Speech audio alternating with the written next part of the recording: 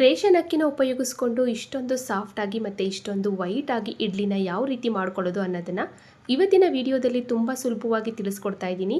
ಖಂಡಿತವಾಗ್ಲೂ ಈ ವಿಧಾನದಲ್ಲಿ ಟ್ರೈ ಮಾಡಿ ನೀವು ಕೂಡ ತುಂಬ ಸಾಫ್ಟಾದ ಇಡ್ಲಿನ ಮಾಡ್ಕೋಬೋದು. ಮಾಡೋ ವಿಧಾನ ಹೇಗೆ ಅಂತ ನೋಡೋಣ. ಶೋಭಾ ಸವಿರುಚಿಗೆ ಸ್ವಾಗತ. ನೀವಿನ್ನೂ ನನ್ನ ಚಾನಲ್ನ ಸಬ್ಸ್ಕ್ರೈಬ್ ಮಾಡ್ಕೊಂಡಿಲ್ಲ ಅಂದರೆ ಸಬ್ಸ್ಕ್ರೈಬ್ ಮಾಡ್ಕೊಳ್ಳಿ, ಹಾಗೆ ಬೆಲ್ ಬಟನ್ನು ಕೂಡ ಕ್ಲಿಕ್ ಮಾಡಿ. ಇವಾಗ ಇಡ್ಲಿ ಮಾಡ್ಕೊಳ್ಳೋದಕ್ಕೆ ಒಂದು ಪಾತ್ರೆಗೆ ನಾನು ಅಕ್ಕಿ ನೆನೆಸ್ಕೊತಾ ಇದ್ದೀನಿ. ಅಕ್ಕಿ ಬಂದು ರೇಷನ್ ಅಕ್ಕಿ ತೊಗೊಂಡಿರೋದು. ರೇಷನ್ ಅಕ್ಕಿ ಇಲ್ಲ ಅಂದರೆ ನೀವು ಇಡ್ಲಿ ಅಕ್ಕಿನೂ ಕೂಡ ಉಪಯೋಗಿಸಿ ಮಾಡ್ಕೋಬೋದು.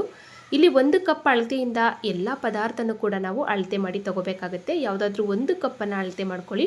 ಇವಾಗ ನಾನು ಕೂಡ 1 ಕಪ್ ಅಳತೆಯಿಂದ 4 ಕಪ್ ಆಗುವಷ್ಟು ರೇಷನ್ ಅಕ್ಕಿನ ಹಾಕೊಂಡಿದ್ದೀನಿ ಒಂದು ಪಾತ್ರೆಗೆ. ಇದನ್ನು ನಾವು ಒಂದು 4 ರಿಂದ 5 ಬಾರಿ ಚೆನ್ನಾಗಿ ತೊಳ್ಕೊಳ್ಳೋಣ. ಈ ಅಕ್ಕಿನ ಎಷ್ಟು ಚೆನ್ನಾಗಿ ನಾವು ತೊಳ್ಕೊತೀವೋ ನಾವು ಮಾಡುವಂಥ ಇಡ್ಲಿನೂ ಕೂಡ ಅಷ್ಟೇ ಸಾಫ್ಟಾಗಿ ಬರುತ್ತೆ. ಇವಾಗ ನಾನು ಕೂಡ ಒಂದು 4-5 ಬಾರಿ ಇದನ್ನು ಚೆನ್ನಾಗಿ ತೊಳ್ಕೊಂಡು ಮುಳುಗುವಷ್ಟು ನೀರು ಹಾಕಿ ನೆನೆಯೋದಕ್ಕೆ ಬಿಡ್ತಾ ಇದ್ದೀನಿ. ಒಂದು 3 ಅವರ್ ಆಗ್ಬೋದು ಅಥವಾ 4 ಅವರ್ ಆಗ್ಬೋದು. ಇವಾಗ ನೆಕ್ಸ್ಟ್ ಉದ್ದಿನಬೇಳೆನ ನೆನೆಸ್ಕೊಳ್ಳೋಣ. ಉದ್ದಿನಬೇಳೆ ನೆನೆಸ್ಕೊಳ್ಳೋದಕ್ಕೆ ಒಂದು ಪಾತ್ರೆಗೆ ನಾನು ಉದ್ದಿನಬೇಳೆ ಹಾಕ್ತಾ ಇದ್ದೀನಿ. ಅಕ್ಕಿ ಯಾವ ಕಪ್ಪಲ್ಲಿ ನೆನೆಸಿ ತೊಗೊಂಡೆ ಅದೇ ಕಪ್ಪಲ್ಲಿ 1 ಕಪ್ ಆಗುವಷ್ಟು ಉದ್ದಿನಬೇಳೆ ಹಾಕ್ಕೊಂಡಿದ್ದೀನಿ. 4 ಕಪ್ ಅಕ್ಕಿಗೆ 1 ಕಪ್ ಉದ್ದಿನಬೇಳೆ ಹಾಕಬೇಕು. ಇವಾಗ ಅದೇ ಕಪ್ಪಲ್ಲಿ 1/4 ಕಪ್ ಆಗುವಷ್ಟು ಅವಲಕ್ಕಿ, ನಾರ್ಮಲಾಗಿ ನಾವು ಸಣ್ಣ ಅವಲಕ್ಕಿ ಉಪ್ಪಿಟ್ಟು ಮಾಡ್ತೀವಿ ನೋಡಿ, ಅದೇ ಅವಲಕ್ಕಿ ಹಾಕ್ಕೊಂಡಿರೋದು.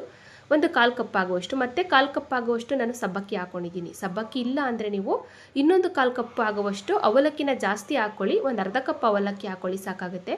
ಇವಾಗ ಈ 3 ಪದಾರ್ಥನೂ ನಾವು ಚೆನ್ನಾಗಿ ತೊಳ್ಕೊಂಡು ಇದನ್ನು ಕೂಡ ನಾವು ನೆನೆಯೋದಕ್ಕೆ ಬಿಡಬೇಕು. ಇವಾಗ ನಾನು ಕೂಡ ಇದನ್ನು ಒಂದು 3 ರಿಂದ 4 ಬಾರಿ ಚೆನ್ನಾಗಿ ತೊಳ್ಕೊಂಡು ಮುಳುಗುವಷ್ಟು ನೀರು ಹಾಕಿ ನೆನೆಯೋದಕ್ಕೆ ಬಿಡ್ತಾ ಇದ್ದೀನಿ. ಒಂದು 3 ಅವರ್ ಅಥವಾ 4 ಅವರ್ ನೆನೆಸ್ಕೊಂಡ್ರೆ ಸಾಕಾಗುತ್ತೆ. ಇವಾಗ ಒಂದು 4 ಅವರ್ ಆದಮೇಲೆ ನೋಡೋಣ. ನೋಡಿ, ಅಕ್ಕಿನೂ ಕೂಡ ಚೆನ್ನಾಗಿ ಸಾಫ್ಟಾಗಿ ನೆಂದಿದೆ. 3 ಅಥವಾ 4 ಅವರು ನೆನೆಸ್ಕೊಂಡ್ರೆ ಸಾಕು. ಅದಕ್ಕಿಂತ ಹೆಚ್ಚು ಟೈಮು ನಾವು ನೆನೆಸ್ಕೋಬಾರ್ದು. ಆ ರೀತಿ ಮಾಡೋದ್ರಿಂದ ಇಡ್ಲಿ ಗಟ್ಟಿಯಾಗೋ ಚಾನ್ಸಸ್ ಇರುತ್ತೆ, ಚೆನ್ನಾಗಿ ಬರಲ್ಲ. ಒಂದು 3 ಅಥವಾ 4 ಅವರ್ ನೆನೆಸ್ಕೊಂಡ್ರೆ ಸಾಕು. ಇವಾಗ ಉದ್ದಿನಬೇಳೆ ಮತ್ತು ಅವಲಕ್ಕಿ, ಸಬ್ಬಕ್ಕಿ ನೋಡಿ, ಇದು ಕೂಡ 4 ಅವರ್ ಆಯಿತು, ಚೆನ್ನಾಗಿ ನೆಂದಿದೆ. ಇವಾಗ ನೀಟಾಗಿ ನಾವು ನೀರನ್ನೆಲ್ಲ ಸೋದಿಸ್ಕೊಂಡು ನಾವು ಗ್ರೈಂಡ್ ಮಾಡ್ಕೊಳ್ಳೋಣ. ಗ್ರೈಂಡ್ ಮಾಡ್ಕೊಳ್ಳೋದಕ್ಕೆ ಫಸ್ಟು ನಾನು ಒಂದು ಮಿಕ್ಸಿ ಜಾರ್ಗೆ ಈ ಉದ್ದಿನಬೇಳೆ, ಅವಲಕ್ಕಿ, ಸಬ್ಬಕ್ಕಿನ ಫಸ್ಟು ನಾವು ನುಣ್ಣಗೆ ಗ್ರೈಂಡ್ ಮಾಡ್ಕೋಬೇಕು. ಆಮೇಲೆ ನಾವು ಅಕ್ಕಿನ ಗ್ರೈಂಡ್ ಮಾಡ್ಕೊಳ್ಳೋಣ. ಇವಾಗ ನೋಡಿ, ಉದ್ದಿನಬೇಳೆ ಹಿಟ್ಟು ರೆಡಿಯಾಗಿದೆ. ಈ ರೀತಿ ನಾನು ನುಣ್ಣಗೆ ಇದನ್ನು ಗ್ರೈಂಡ್ ಮಾಡ್ಕೊಂಡಿದ್ದೀನಿ. ಇದನ್ನು ಮಾತ್ರ ನಾವು ಯಾವ ಕಾರಣಕ್ಕೂ ತರಿಯಾಗಿ ಗ್ರೈಂಡ್ ಮಾಡಬಾರ್ದು. ಎಷ್ಟು ನುಣ್ಣಗೆ ರುಬ್ಬೋದಕ್ಕಾಗುತ್ತೋ ಅಷ್ಟು ನುಣ್ಣಗೆ ನಾವು ಈ ಉದ್ದಿನಬೇಳೆ ಹಿಟ್ಟನ್ನು ಗ್ರೈಂಡ್ ಮಾಡ್ಕೋಬೇಕು. ಇವಾಗ ರುಬ್ಬಿದಂಥ ಉದ್ದಿನಬೇಳೆ ಹಿಟ್ಟನ್ನು ಒಂದು ಪಾತ್ರೆಗೆ ಸೇರಿಸ್ಕೊಂಡು ಮತ್ತೆ ಅದೇ ಮಿಕ್ಸಿ ಜಾರ್ಗೆ ಅಕ್ಕಿ ಹಾಕಿ ನಾವು ಗ್ರೈಂಡ್ ಮಾಡ್ಕೊಳ್ಳೋಣ. ಅಕ್ಕಿ ನೀಟಾಗಿ ನೀರನ್ನೆಲ್ಲ ಸೋದಿಸ್ಕೊಂಡು ಸ್ವಲ್ಪನೇ ಅಕ್ಕಿ ಹಾಕ್ಕೊಂಡು ನಾವು ತರಿಯಾಗಿ ಅಕ್ಕಿನ ಗ್ರೈಂಡ್ ಮಾಡ್ಕೋಬೇಕು. ಅಂದರೆ ತುಂಬ ತರಿಯಾಗಲ್ಲ, ಸ್ವಲ್ಪ ರವ ಥರ ಇರಬೇಕು. ತುಂಬ ನಯಸ್ಸಾಗಿ ಅಕ್ಕಿನ ನಾವು ಗ್ರೈಂಡ್ ಮಾಡಬಾರ್ದು, ಇಡ್ಲಿ ಎಲ್ಲ ಗಟ್ಟಿ ಆಗ್ತವೆ. ಇವಾಗ ನೋಡಿ, ನಾನು ಅಕ್ಕಿನ ಈ ರೀತಿ ಗ್ರೈಂಡ್ ಮಾಡ್ಕೊಂಡಿದ್ದೀನಿ. ನೋಡಿ, ಈ ಥರ ರವ ಥರ ಇರಬೇಕು. ಈ ಥರ ರುಬ್ಬೋದ್ರಿಂದ ಇಡ್ಲಿ ತುಂಬ ಸಾಫ್ಟಾಗಿ ಬರುತ್ತೆ. ತುಂಬ ನಯಸ್ಸಾಗಿ ನಾವು ಈ ಅಕ್ಕಿ ಹಿಟ್ಟನ್ನು ಮಾತ್ರ ಗ್ರೈಂಡ್ ಮಾಡ್ಕೋಬಾರ್ದು. ಇವಾಗ ರುಬ್ಬಿದಂಥ ಅಕ್ಕಿ ಹಿಟ್ಟಾಗ್ಬೋದು, ಉದ್ದಿನಬೇಳೆ ಹಿಟ್ಟಾಗ್ಬೋದು, ಎಲ್ಲನೂ ಕೂಡ ನಾನು ಸ್ಟೆಪ್ಪು ರುಬ್ಕೊಂಡು ಒಂದು ಪಾತ್ರೆಗೆ ಸೇರಿಸ್ಕೊತಾ ಇದ್ದೀನಿ. ನೋಡಿ, ಇವಾಗ ಫೈನಲಿ ಎಲ್ಲ ಹಿಟ್ಟನ್ನು ಕೂಡ ನಾನು ರುಬ್ಬಿ ಒಂದು ಪಾತ್ರೆಗೆ ಸೇರಿಸ್ಕೊಂಡಿದ್ದೀನಿ. ಇವಾಗ ನಾವು ಇದನ್ನು ಕೈನಲ್ಲಿ ಚೆನ್ನಾಗಿ ಮಿಕ್ಸ್ ಮಾಡ್ಕೊಳ್ಳೋಣ. ಕೈನಲ್ಲಿ ನಾವು ಚೆನ್ನಾಗಿ ಮಿಕ್ಸ್ ಮಾಡ್ಕೊಳ್ಳೋದ್ರಿಂದ ಹಿಟ್ಟು ಸ್ವಲ್ಪ ಬೇಗ ಹುಳಿ ಬರುತ್ತೆ ಅಂತ ಅಷ್ಟೇ. ನೀವು ಸೌಟಿಂದ ಮತ್ತು ಸ್ಪೂನಿಂದ ಮಿಕ್ಸ್ ಮಾಡ್ಕೊಳ್ಳೋದಕ್ಕೆ ಹೋಗ್ಬಿಡಿ. ಆದಷ್ಟು ಕೈಯಿಂದನೇ ನಾವು ಚೆನ್ನಾಗಿ ಇದನ್ನು ಕಲಿಸ್ಕೊಳ್ಳೋಣ. ಕೈಯಿಂದ ಕಲಿಸಿದಷ್ಟು ಇಡ್ಲಿ ಹಿಟ್ಟು ಬೇಗ ಹುಳಿ ಬರುತ್ತೆ ಅಂತ ಅಷ್ಟೇ. ಇವಾಗ ನೋಡಿ, ನಾನು ಕೂಡ ಇದನ್ನು ಚೆನ್ನಾಗಿ ಕೈಯಿಂದ ಕಲಿಸ್ಕೊಂಡಿದ್ದೀನಿ. ಇವಾಗ ನಾನು ಇದಕ್ಕೆ ಉಪ್ಪು ಮತ್ತು ಸೋಡಾ ಏನು ಕೂಡ ಸೇರಿಸ್ತಾ ಇಲ್ಲ. ಬೆಳಗ್ಗೆ ಇಡ್ಲಿ ಸೇರಿಸುವಾಗ ನಾವು ಉಪ್ಪು ಸೋಡಾ ಹಾಕ್ಕೊಂಡು ಸೇರಿಸಿದ್ರೆ ಆಯಿತು.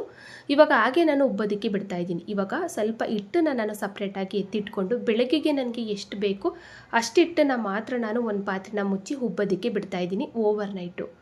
ಇವಾಗ ಬೆಳಗ್ಗೆ ಒಂದು 7-8 ಗಂಟೆ ಆಗಿದೆ. ಇವಾಗ ನಾನು ಕ್ಯಾಪ್ ಓಪನ್ ಮಾಡಿ ತೋರಿಸ್ತಾ ಇದ್ದೀನಿ. ಇಡ್ಲಿ ಹಿಟ್ಟು ನೋಡಿ, ತುಂಬ ನೊರೆ ಬಂದಿಲ್ಲ, ಅಂದರೆ ತುಂಬ ಹುಳಿ ಬಂದಿಲ್ಲ. ಅಷ್ಟೊಂದು ಹುಳಿ ಬಂದರೂ ಕೂಡ ಇಡ್ಲಿ ಚೆನ್ನಾಗಿರಲ್ಲ. ಒಂದು ಹದವಾಗಿ ಹುಳಿ ಬಂದಿದೆ ನೋಡಿ. ಇಡ್ಲಿ ಮಾತ್ರ ತುಂಬ ಸಾಫ್ಟಾಗಿ ಬರುತ್ತೆ. ಇವಾಗ ನಾವು ಒಂದು ಸಲ ಚೆನ್ನಾಗಿ ಮಿಕ್ಸ್ ಮಾಡ್ಕೊಳ್ಳೋಣ.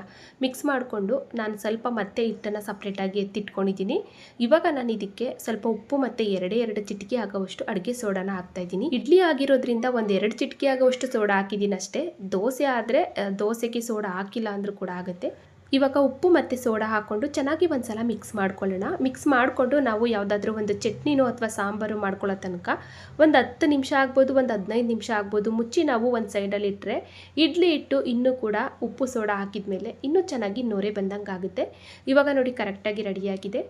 ಇವಾಗ ನಾನು ಕೂಡ ಒಂದು ಚಟ್ನಿ ಮಾಡ್ಕೊಳ್ಳೋ ತನಕ ಒಂದು 10 ನಿಮಿಷ ಆಯಿತು ಮುಚ್ಚಿ ಬಿಟ್ಟಿದ್ದೆ. ಇವಾಗ ಫೈನಲಿ ಇಡ್ಲಿ ಸೇರಿಸೋಣ ಅಂತ ಇಡ್ಲಿ ಪಾತ್ರೆಗೆ ಸ್ವಲ್ಪ ಎಣ್ಣೆನ ಹಚ್ಕೋತಾ ಇದ್ದೀನಿ.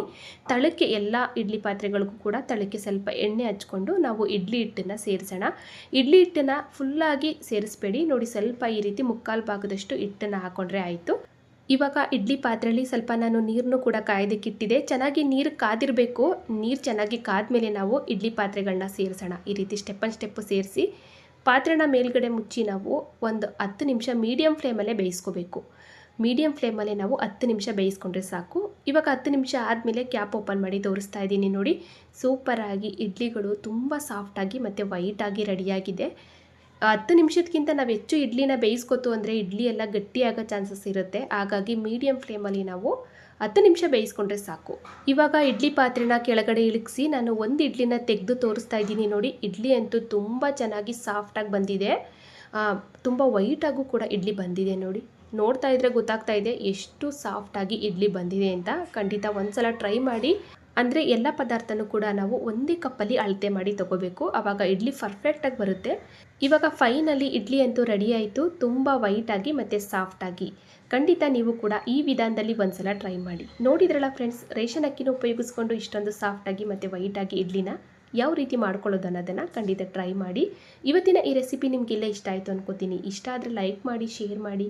ಹಾಗೆ ಇದೇ ರೀತಿ ಇನ್ನಷ್ಟು ಈಜಿ ರೆಸಿಪಿಗಳಿಗಾಗಿ ಶೋಭಾ ಸವಿರುಚಿ ಈ ಚಾನಲ್ನ ಸಬ್ಸ್ಕ್ರೈಬ್ ಮಾಡ್ಕೊಳ್ಳಿ. ಹಾಗೆ ಬೆಲ್ ಬಟನ್ನು ಕೂಡ ಕ್ಲಿಕ್ ಮಾಡಿ ನಿಮ್ಮ ಅನಿಸಿಕೆನ ಕಮೆಂಟಲ್ಲಿ ತಿಳಿಸಿ. Thank you friends.